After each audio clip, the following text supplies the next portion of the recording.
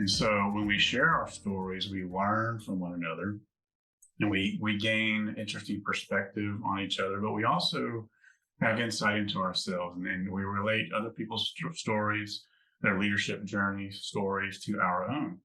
And when we can do that, we not only have a deeper connection with each other, but we also learn more about our own stories because it gives context and a leadership perspective that we don't otherwise have.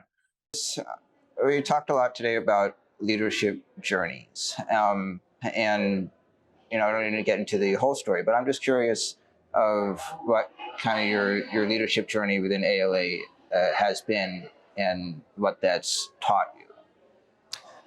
Well, it's been an 18-year journey for me. It started with my first job in legal management, and one of the things that I was advised very early on was that I should get to know and get involved in the ALA, that it would be a network of resources for me,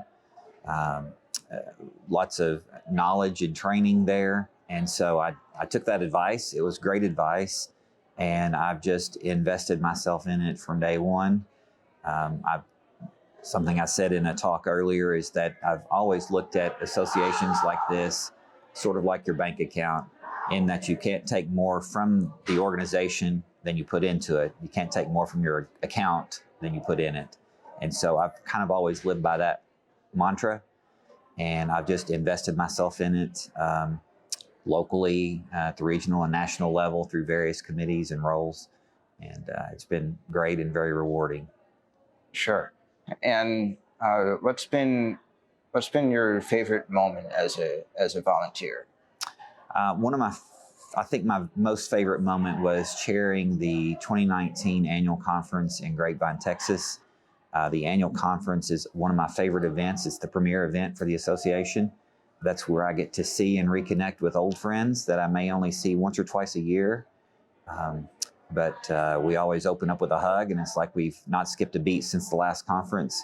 It's also where I've met many new folks along the way, along my journey, and made some really great lifelong friends through that association. So it was a lot of fun and a lot of work chairing the annual conference, but it was an experience I wouldn't trade for anything. So the more diversity we have and the more perspectives that we can bring to the table and expose and talk about and interact with, the more effective our leadership is going to be, the more effective our association is going to be in meeting our members' needs. And that's why we're here. The association is owned by the members, it's run by the members, and it benefits the members. And so as long as we keep that in mind, learning from each other's perspectives is a primary activity. I want to know, what has volunteering for ALA meant for you? Wow, that's hard to encapsulate in just a few sentences. It has meant a lot of things. Professional growth through the opportunities, like we've talked about the last couple of days, to be in a position to lead and learn from other leaders.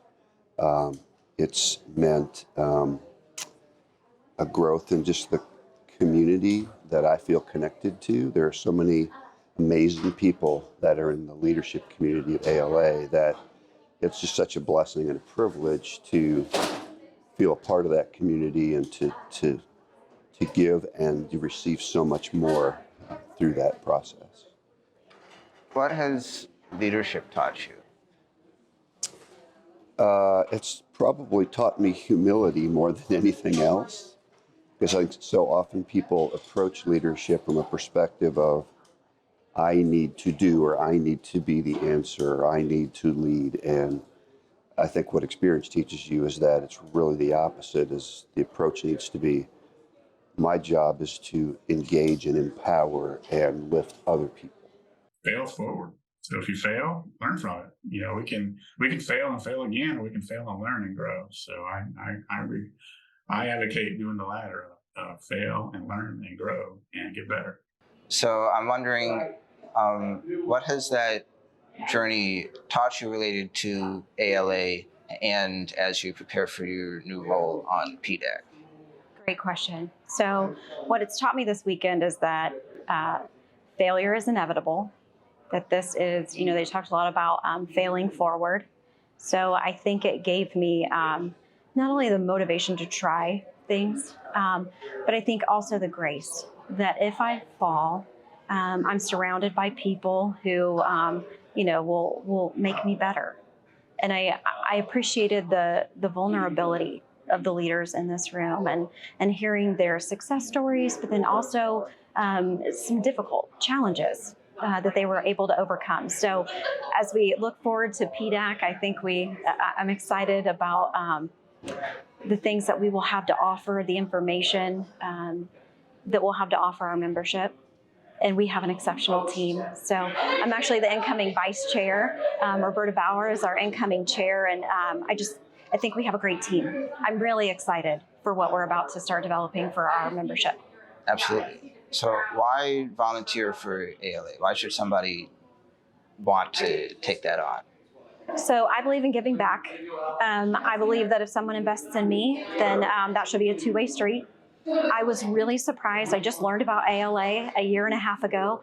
So I was surprised to learn about all of the resources that ALA has to offer. I love the legal industry. So for me to find an organization like this, just full of people who are as invested in it as I am, and to just get to have those conversations, that seat at the table, multiple tables here, no matter what table I sit at, I am seated with just extremely accomplished leaders in this industry. And I think that's such a blessing.